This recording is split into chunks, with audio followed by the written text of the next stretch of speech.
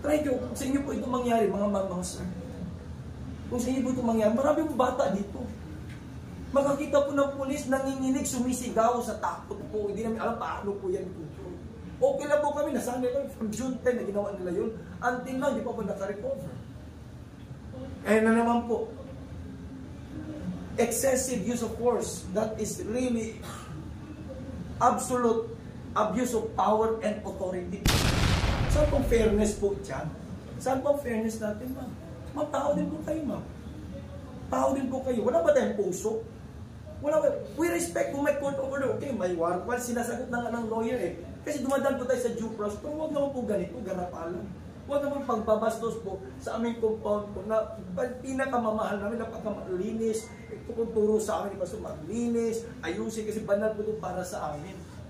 Ito po, banal para sa amin. Tapos babalurain nyo, babastusin nyo. And then, pag dito naman, sumusulat kayo, okay. Let's be fair, kahit hindi kayo pabor po sa amin, pero ilagay nyo po yung, ano yung statement po namin. Pagdating po sa mga national, pagdating sa desk po nila, hindi ito ang gulo, ang balita na gusto namin. Dapat ito. Para bang may nagdidikta po, bakit hindi lumalabas yung mga tutong nangyari dito? Kaya nakakasakit po sa puso. Nakakasakit talaga, ma'am, sir. Pagod na kami dito. Frustrated. Walang tulog, nagbukuyat, walang ganang kumain. Maraming aayusin, mga bata. Ano na doon, ang eskwelahan pa. The GMC, majority, hindi po taga-kingdom ang nag-aaral dyan. Majority po, hindi taga-kingdom, hindi members. Kaya the parents, na-frustrate na, galit na gusto na nila. Kasi hindi normal na yung mga anak nila na pag-aaral dyan. Report natin, alam ko yan eh. Report natin, ano doon sa studio, yung mga bossing ninyo, yun ang nag-provide na ito lang ipalabas natin. Hindi nyo control lahat. No? So, naiintindihan ko yan. So, unfair din na i-judge kayo na ganyan. Kaya nga, sorry talaga po. But on our part, we will try our best. Pero hindi talaga namin control lahat eh. We will try our best to issue a directive to still be respectful and to honor the job of media men. Because I know really, especially ikaw, bait-bait mo eh, kaibigan nga tayo eh. Oo. So sorry talaga na nangyayari po yan. Pasensya po. Pero kami, i-try talaga namin na i-explain sa kanila na trabaho lang yan sa kanila. Please respect them also. Pareho ba ako ba? Meron man ding ayaw sa akin, di ba? Oo. Pero ano magagawa ko? Ito yung trabaho ko eh. I have to defend my client with all vigor and vitality and with all devotion because this is my oath. My oath as a lawyer. Pero alis muna kayo dito kasi tapos na po yung service ng warrant nyo. Pero kung gusto nyo yung pag-usapan, si General Marbil, no? Si Secretary Abalos, parang mabait pala si Secretary Abalos eh. In fairness to him. So, Secretary, baka pwede natin yung pag-usapan. Huwag kayong magtawag dun sa dalagitan namin na abogada. Dito sa akin magtawag. Pwede natin pag-usapan yan. Sir, lalaki ang pulis. Lalaki. Sir, sino yung phone nyo? Ano update sa phone nyo? Pinapa-check ko nga kasi ito pa. Galing-galing talaga eh. May mga text blast na lumabas 2 nights ago siguro. I had to explain, di ako yan.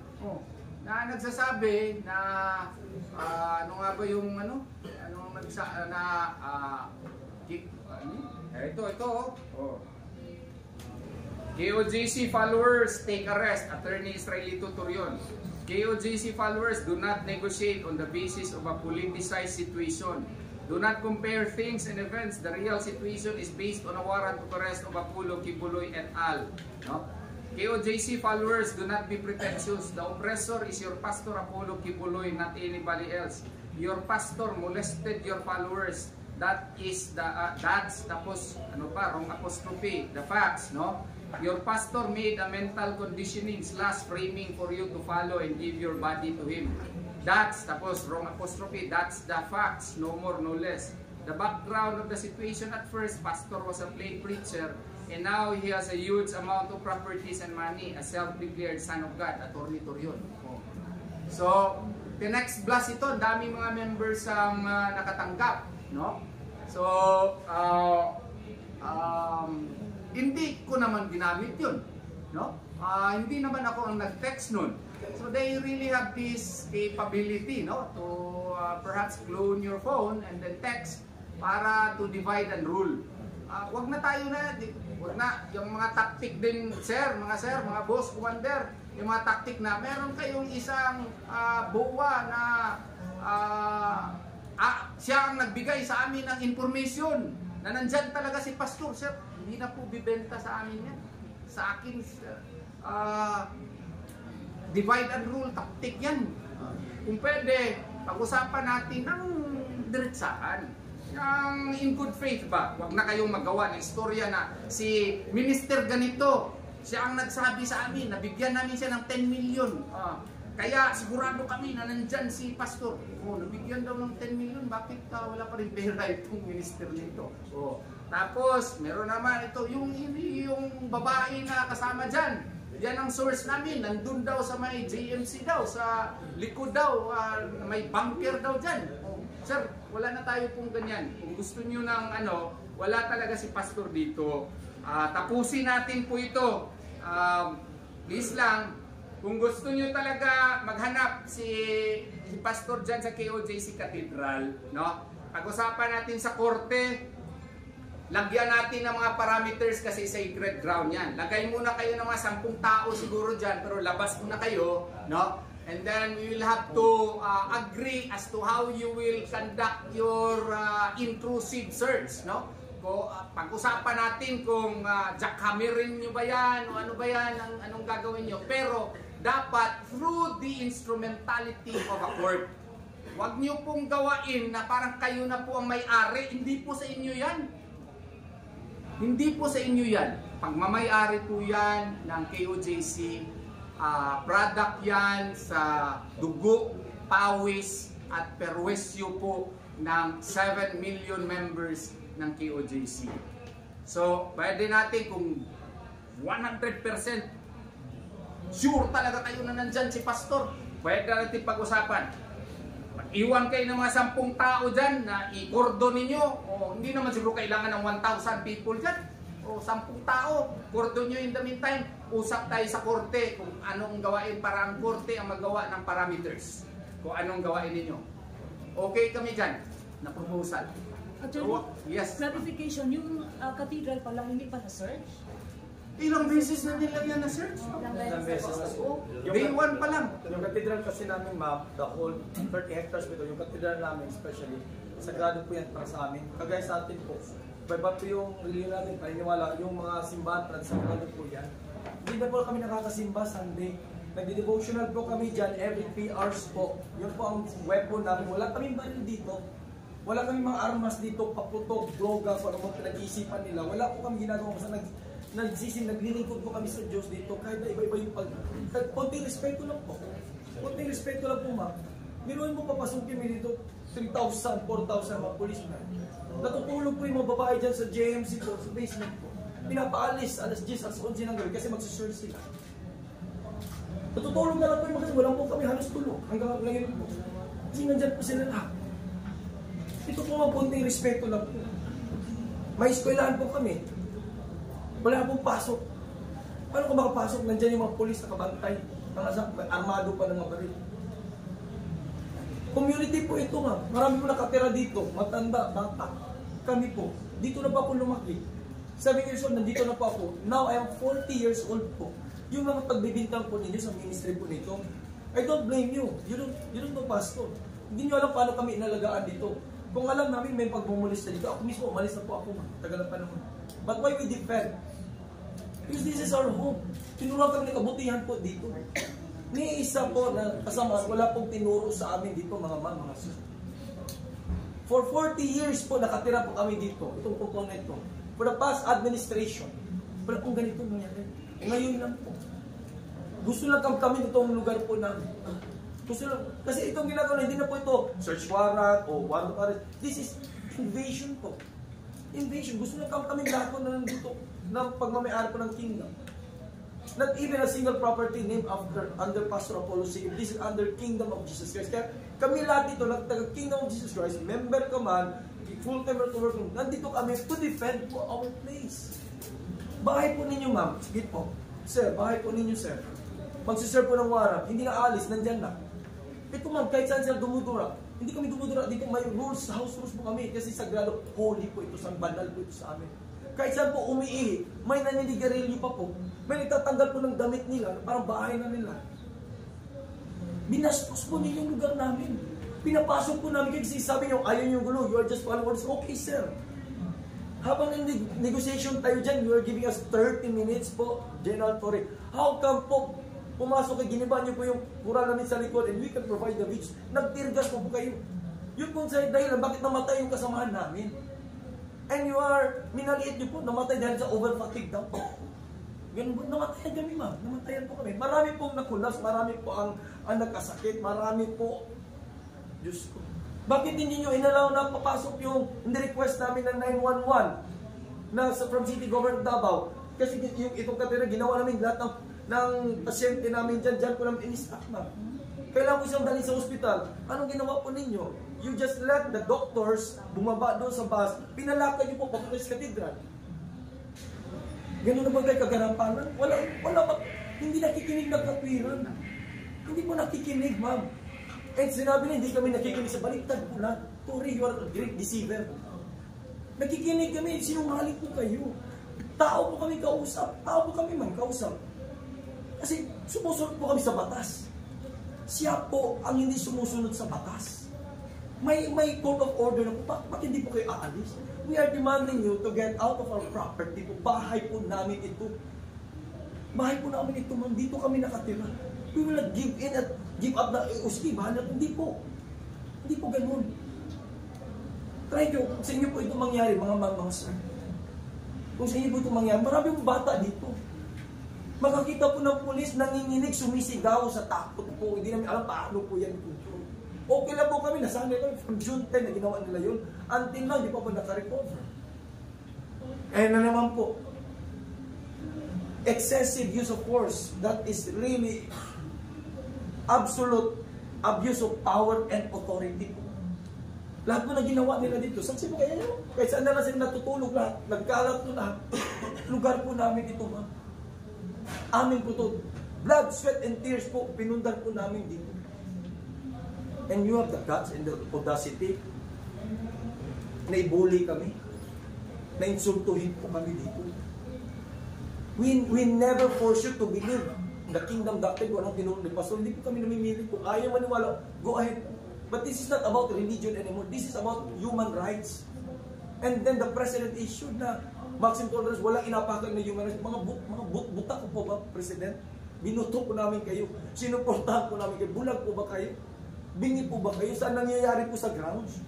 Yung statement nyo lang po, nasabi, not even a single arm. Hindi armado pumapasok dito. Kayo mga media, pwede ipakita yan? Tapos ganyan yung statement niya, tapos showing kung anong nangyari dito, bakit may mataas na kalibre ng baril. Wala nang human rights violation dito. Hindi doon gumagamit sila ng tear gas. Wala po kayo you're out of the reality po. Kung sino man yung nagbubulong po dyan sa kanya. Hugas kamay naman po si Secretary Apalos. Because is pure police operation. Ito po maniningi. Sino pong decision namin? Si Torres, si Marvin, tumatanggap ninyo sila ng utos. Pagdating po sa accountability, hugas kamay po. Ngayon po, on the 5th day po, kahit nakakahiya po sir, pero lumutin niyo po yung pride niyo sir, wala po kayong madala.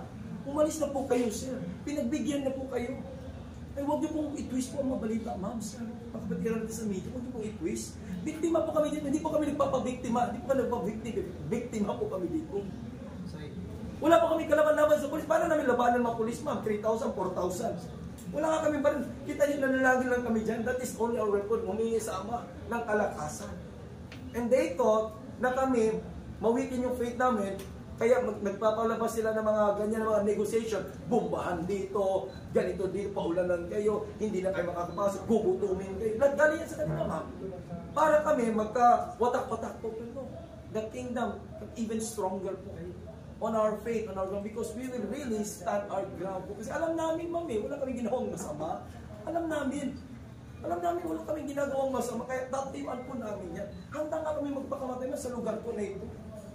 Bakit saan po kami dalhin? Ito yung lugar na binigay ng Ama, ng Diyos po sa amin. Kayo, sa bahay ninyo, kung papaalisin kayo, sa iyo, pinundar mo yan, dugo, pawis mo, buong buhay mo, wala kang gagawin.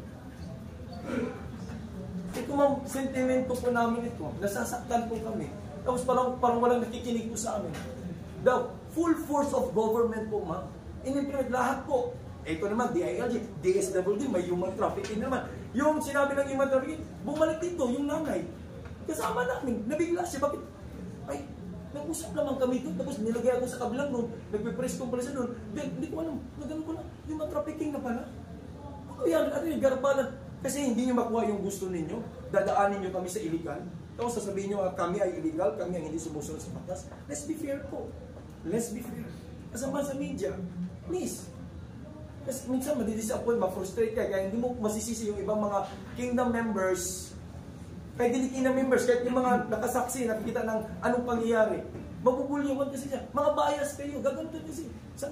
Hindi namin makontrol sila ma'am. Kasi paglabas sa video, bakit iba? Bakit iba? Bakit hindi nakuha po yung side po namin? Ang dali-dali na pong i-deny ng PNP. Madali-dali na pong i-deny ng PNP natin ginagawa. Yung sabi na, dinilis, hindi daw yung tirigas, sa usok lang daw yun ang gulong. Hindi na, ano ba yun? Napakadali po magsabi nila, may official statement ka agad. Ito kang papalabas po sa media. And then, pag dito naman, sumusulat kayo, okay. Let's be fair, kahit hindi kayo pabor po sa amin, pero ilagay niyo po yung, yung statement po namin. Pagdating po sa mga national, pagdating sa desk po nila, hindi ito ang gulo, ang balita na gusto namin. Dapat ito. Para bang may nagdidikta po, bakit hindi lumalabas yung mga tutong nangyari dito? Kaya nakakasakit po sa puso. Nakakasakit talaga ma'am sir. Pagod na kami dito. Frustrated. Walang tulog, nagpupuyat, hindi walang ganang kumain. Maraming aayusin, mga bata. Ano na doon? Ang eskwelahan pa. The GMC, majority, hindi po taga-kingdom ang nag-aaral dyan. Majority po, hindi taga-kingdom, hindi members. Kaya the parents, na-frustrate na, galit na gusto na nila. Kasi hindi normal na yung mga anak nila na mag-aaral dyan. Apektado na po. Lahat po kami apektado. So, please understand us ito. Mataas po mga emotions sa mga tao dito. Kasi nga nag-expect na kami. Ngayon po lang po kasi hindi ako lawyer, hindi rin ako police. Ngayon po ako nakarinig na ganyan, mag-serve ka ng warrant of arrest na mag-stay ka dyan ng 5 days. Ano purpose yun? Naikot nyo na ang isang building, hindi lang po isang beses na sinerge. Babalik-balikan po yan. For example, ang building na JMC, iba't iba po yung tropa nila, by unit. After ma-search nito, lalabas yan, another unit na naman. Grupo kasi parang masigurado nila, baka yung iba, hindi tayo-search, another na naman, ganun po pa. May rotation po sila ma'am. Pinabayaan po namin. They will just let the lawyers come and after nila makurdon at may gagawin sila. Hindi namin alam, animba, hindi namin alam. Papasok niya sa isipan mo, bakit hindi mo kami pinapasok? Kung wala kayong gagawin niya, bakit? Diretso na. Kung clear yan, mark this building clear, wala talaga. Mark this building clear, then Then, move out, alis kayo. Balakasin yung intelligence niyo, maghanap kayo kung saan yung gusto hanapin si President, baka sa China. Ganon po ma'am. You demonize us, you pictured us, lahat DILG, DSW, DOJ, they picture us pastor na hindi pa convicted na the most criminal of all time, the most number 1 terrorist, yung pa pinipicture para yung perception, mind conditioning ng tao, masama talaga, ganito, dapat na, bias na, Diyos ko. Saan pong fairness po dyan? Saan pong fairness natin, ma'am? Ma'am, tao din po kayo, ma'am. Tao din po kayo. Wala ba tayong puso? We respect kung may court order. Okay, may warrant. Well, sinasagot na nga ng lawyer Kasi dumadaan po tayo sa due process. Pero huwag naman po ganito, garapalan. Huwag naman pagpabastos po sa aming compound po na pinakamamahal namin, napakalinis. Ito kung turo sa amin, Pastor, maglinis, ayusin kasi banal po ito para sa amin. Ito po, banal para sa amin. Tapos, babalurain nyo, babastusin nyo. Hindi na nyo matanggap mo ba? Kaya kung gano'n, marami nagpasya, bakit naman pumunta sila? Wala nakikinig sa amin, ma'am. Wala. Ang government, ang police sana na mag-defend sa amin because we are part of the public, citizens of the Philippines, and they're mandated to serve and protect. Sino ba ang pinoprotektahan nyo yung mga sir, mga ma'am? Sino ba ang siniservisyohan ninyo? Di ba dapat kami na nasa public? I want to be clear. Hindi po na kini-question. Mag-serve kayo. Nakailang serve na po kayo ng warrant of arrest. Nakailan na pong unit. NBI, PNP, babalik-balik na po 5 times. Kita namin lahat. Kung may tinatago kami, dyan pa lang sa daan, magkaduguan na. Wala, okay, sige, kung anong gusto nyo i-search. Kinigate rin, we are not resisting because they said, we are law-abiding citizen po. Sinusunod namin. Now sila po, hindi po sumusunod sa batas. Eh kung mag-voice out kami, sinisikil po, walang nakikinig, iba po yung lumalabas. Parang nahatulan na po. Parang kami po yung pinakamasama. Na KUJC is the biggest syndicate group. Grabe naman yan. Namuhay kami ng payapa dito, ma'am, for 40 years. Bakit niyo kami guluhin? Papasok kayo dito, guguluhin niyo po kami. Question, sir. Sir, you said na yung 52 years old alleged na human trafficking victim is bumalik dito. Can you present her to us para ma-clarify kung nabiktima ba siya o hindi? Mas maganda. Can we interview her? Mas maganda po. Mas maganda. Yeah, para magpanang Para malaking sampal po sa kanila. Kaya nga. They're playing tactics po eh. Yeah. They're playing tactics. Pwede namin siya ma-interview after the press con. Papatawag po To natin. clarify things. And also yung 21 years old, if bumalik din siya dito. Papatawag po natin. Na ano na ba sir? Na Nakita ko parang peace in their life kasi diba madaling araw sila like the pasok ng mga taxes, Yes po. Parang ganun po. Ipopost nila ma'am madaling araw. Eh nagbabantay tayo 24 hours, walang alisan po. Yun ang mag-cause ng commotions. Kasi okay, dumadaan sila sa scanner parang ay panatag ka. Bigla-bigla sunod-sunod, ang bilis-bilis parang kung ganito, babanggaan ka kita kaharang ka. Babanggaan ka talaga, ma'am. Ano yung mga lakas ng mga missionary workers, wala kalaban-laban. Kahit tawag, luya, tawag kami kasi para may negotiation. Kasi ano to bring it here, sir? Ano to? Anong gagawin sa kumpuan po namin? Ang iba, gusto na, titira na ba kayo dito? May dala kayo mga microwave, oven toaster, mga kaldero, lahat. Titira na ba kayo dito? Hindi, ayaw na kayo umalis. Wala po. Kahit sino pong tanongin, wala makasagot. Even General Torre, wala po siyang timeline. Binigay na po sa kanya lahat ng gusto niya. saan sila naliligo sir? Lumalabas na sila? Walang ligo po. Walang ligo, ma'am. Nangangamoy na pa buong compound, ma'am. Naawali na po sa kanila eh, kasi sumusunod po. Kung kausapin mo sila, ma'am, gusto nila umuwi sa mga lugar nila, namimiss ng pamilya nila kasi walang orientation na ganito. O sa punta na doon, may seminar, pagdating dito, wala, ito na pala. Unit ba yun? Ito, sungkot dito, ganito, naka-arrange pa sila. Nahirapan na rin sila. Kahapon nga yung nag-block kahapon sa akin, pati ako hindi ako pinapapasok. Bagong unit pala from Davao Oriental. So, try ako ng pasok, kaka-relieve lang pala nila. Hindi ko, sir, hindi mo ako papasukin. Sir, sino ka pala? Sir, ako po ang abogado dyan. Hindi talaga ako pinapasok, no? Bago pala, nag-relieve sila eh.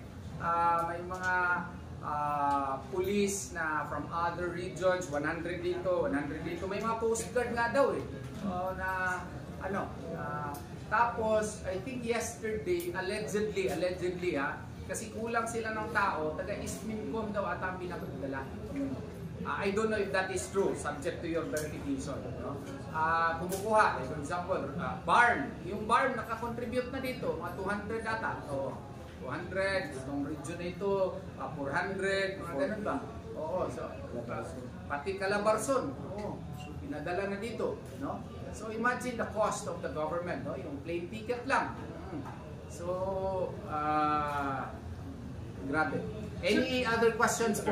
Yes, sir. Do we have any questions sa sinasabing jackhammering or drilling aside from dun sa narinig nila? Ang problema kasi hindi kami pinapapasok eh. So, right now my lawyers are trying to find ways to verify such, no? And if we can have proof, we will provide it to you right away. Kasi General Torres din na hindi rin niya alam na Okay, very good, very good. Yes. We will provide you, no? Hindi po. Para kasi ma-erase naman ganyang question. Every time may operation, masamahin. Hindi. After na natapos na ng gano'n, let the lawyers and camera in, magdududa ka talaga. Bakit hindi? Okay, like sa cathedral, nagkampo-kampo muna sila dyan, ang dami ginagawa. Then, doon na pina-open, pag tapos na pala sila. Ang problema kasi, yung rules talaga, pag search warrant kasi, search warrant hindi arrest warrant, supposedly may witnesses yan, no? Na magsama. dito, arrest warrant lang, nagkakanda ko na sila ng search, thorough search, tapos pag may mag-attempt na magpasok, hindi pinapapasok. Kaya nga, medyo may problema talaga. Any other questions po? Yes, sir. It's either to attorney or to Sangay Carlo Yes. to ask. I know restless nights has been happened in the past months, 2 months to be exact. But there are some manifestations from various institutions and religious organizations in solidarity with what we are fighting for. What is the message to those institutions that have given the support in defending with the situation right now in the kingdom of Jesus Christ po? Yeah, nagpapasalamat talaga kami, no? Even if we differ in our faith and in belief po, pero maraming salamat po, nag-express po ng support, no, na naunawaan yung kalagayan po namin dito, kasi nga wala tayong ibang takbuhan eh. Wala pa ibang takbuhan. Buha tayo ng nasa kod na tayo, may rito pa parang hindi naman sinusunod na tayo magtakbuhan. So, dudulog po kami doon sa taas, nananalangin na po kami. And maraming salamat po sa express na kalang support by groups, different religion po. No? Thank you so much po. Thank you so much po. May mga academic po, mga volunteers din po, mga ordinary citizens po na nagdadrop by dyan, nagbibigay po ng bottled waters, pagkain po, whatever they can, as support po sa amin dito. Malaking bagay po yan sa amin. Napakalaking bagay po. Mga alumni din namin, pinapasalamatan namin, no? Yung mga lawyers namin na na-produce na sa GMC, nag-volunteer na mag-duty dito at saka sa Glory Mountain, Prayer Mountain, no? Kasi may attempt sana na pumunta doon sa Glory Mountain na sana hindi na ituloy. And then, may nagpapadala ng mga pagkain. Salamat sa mga lawyers. At saka salamat din sa mga taong may ginto na puso na nagpadala ng mga pagkain dito. Kahit na pahirapan yung pagpasok ng mga pagkain po dito. Salamat po. So, Attorney, can you confirm na may freedom na yung mga tao? Come and go na sila dito? I cannot confirm that, although I must admit na ngayon wala nang nag-prevent sa akin. Nakapasok na po ako. So at least yung Rito Bamparo to a certain degree na-follow naman. Kasi kanina wala nang humarang sa akin. No? Ibang members, sir? Nakaka-pasok na sila pero may barricade pa rin sila sa gate. Diyan po sa entrance po namin. Nandiyan po yung makapal na police pa rin, no, na presence po nila. Pero they let us kami doon na po sa... Kaya yung iba namin na makasuman, nakakapasok na po dito po sa loob. In fairness mo po sa kanila.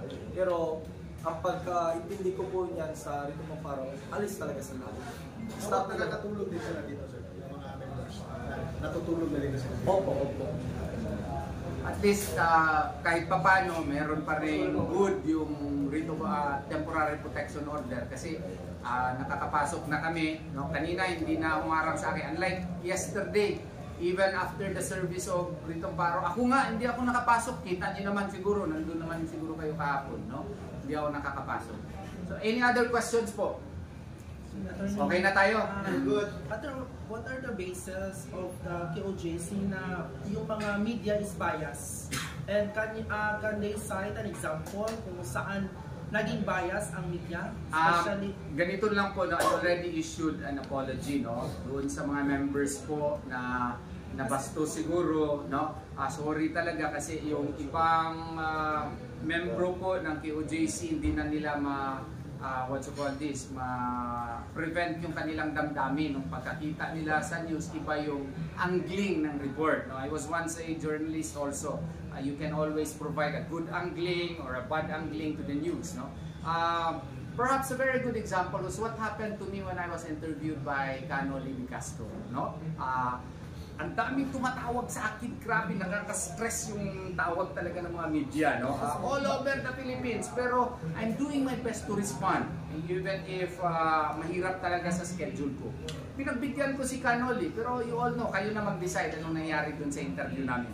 That is a very good example of bad journalism, no?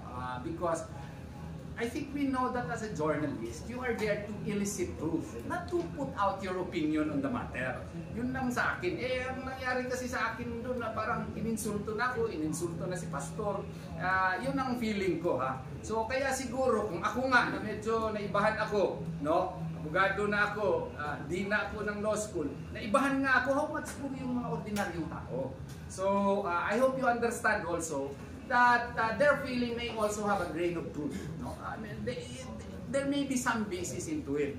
But still, that is not a ground, that is not an excuse to forget your good manners and right conduct. And because of that, I am asking your utmost apology. We will do our best, no? Na i-explain ko sa kanila na most of you are doing your jobs. No? Kasi pag report natin, alam ko yan eh, report natin, ano doon sa studio, yung mga bossing ninyo, yun ang nag-provide na ito lang ipalabas natin. Hindi nyo control lahat. No? So, naiintindihan ko yan. So, unfair din na i-judge kayo na ganyan. Kaya nga, sorry talaga po. But on our part, we will try our best. Pero hindi talaga namin control lahat eh. We will try our best to issue a directive to still be respectful and to honor the job of media men. Because I know really, especially ikaw, bait-bait mo eh, kaibigan nga tayo eh. Oo. So sorry talaga na nangyayari po yan. Pasensya po. Pero kami, i-try talaga namin na i-explain sa kanila na trabaho lang yan sa kanila. Please respect them also. Pareho ba ako ba? Meron man ding ayaw sa akin, di ba? Oo. Pero ano magagawa ko? Ito yung trabaho ko eh. I have to defend my client with all vigor and vitality and with all devotion because this is my oath. My oath as a lawyer. And I do hope also yung mga iba din na nasa kabilang kampo, kung may kampo-kampo ba naman dito, they would also understand that I'm just doing my job. Kay si Sir Carlos, siguro kapag natin makonvince yung mga tao kasi like kagabi sir, dumaan kami lang prayer sila. Tapos sinabi na, dyan naman yung bias na media, tapos nag-pray sila. So parang sa amin naman, yes po ma'am, sa amin naman ma'am, we cannot control very high yung emotion. Kung if you're a media person, pag hindi ka naman bias, hindi ka masasaktan to. Pag ginagawa mo lang tama yung ginawa mo na bias ka sa katotohanan, hindi masasaktan sa mga pinagsasabi ng mga kasi alam mo sarili mo. Ay, ignore mo lang yun kasi alam mo trabaho mo, ginagawa mo talaga. You will just let truth to come out. I-present mo yung truth. Pero yung mga nagre-react talaga ma'am na siguro ginagawa talaga nila, nasasaktan po sila. Kaya nga yung kahapon, naglabas ako doon, may mga tira sa Davao Media po, usap, sinabi na nag-blatter sila kasi sinabol daw sila, ganito mga taga-kingdom. So provide the names po. Kasi may disciplinary action, we do not tolerate, we don't teach that here po. Provide the names, so isa-isa natin, sinit, patawag po namin. Wala pa man po na-provide the names po. Yes po. Sir Carlo, may question lang tayo dito. No?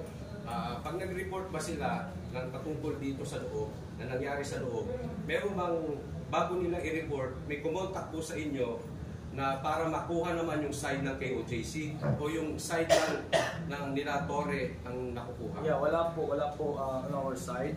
Kahit yung po, June 10 pa po ng event.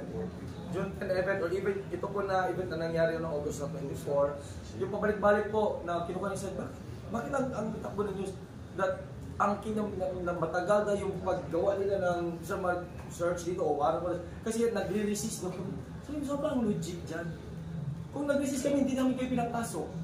3,000 i-resist mo, 4,000 mga pulis, i-resist mo, mga palit. Ganun ba? Ganyan na ang gulo ng balita nila. Wala ka, hindi nga sila risk. They can move freely. Pag kinordon nila isa ka building po, hindi kami makagalaw. Mag-resist ka pa. Gano'n na po. Nakatayo na po kami mo eh. Tapos, ito yung diskarte nila eh. Nakatayo kami, ganyan. Siyempre, wag muna kayong gumalaw dyan kasi may lawyer kami. Gano'n ang asabi na. Pag-usapan mo sa lawyer. Gano'n ba kung okay ba yung gagawin? Hindi. Gigit-gitin nila palagi. Ano ba to? Tapos, kung pag magigitan ka, the tendency po, hindi naman po ba, tutumal po, tulad din pa. Yun naman, nagre-resist na daw. Sabi ko, paano po yun i-explain? Logical lang po, ma'am ba? Logical, pinapasok na kayo dito, tapos sinabi niyo pa na nag-resist. Ano po correction doon? Maybe because Sir Carlo, walang contact person ang media dito sa SMNI. Except kay Attorney Torion. Oo. Siguro you can provide us your number para just in case may clarification, we can contact you. Pero, press briefing. pero Or ito magkaroon ng press briefing. yung report sa human trafficking. That's a very grave accusation. Did you even provide a colatilla there that we tried to reach for SMNI, we tried to reach for KOJC for comments as to this alleged human trafficking angle, but we failed to do so. Maski man lang ganun, wala. It was reported matter-of-factly. It turned out to be a dud. It turned out to be very false. Did somebody cover that the report on human trafficking turned out to be not true? That the member is a 52-year-old and allegedly like that, even allegedly na lang. Oo, wala din. Kaya siguro yung angling na I'm not trying to teach you how to do your job. So siguro pag may mga ganun na kuha ka rin ng komento dun sa kanila.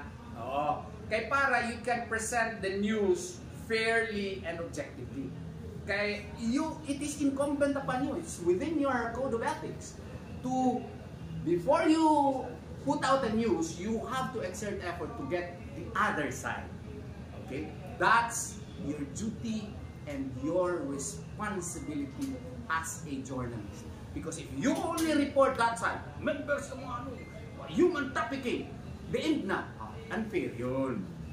You only did part of your job. There's still that difficult part of securing the comment of the other party. Perhaps lang, dun tayo nagkulang. Yun lang po. At maraming salamat po sa inyong lahat. And thank you very much for giving us the time. Subscribe to my channel.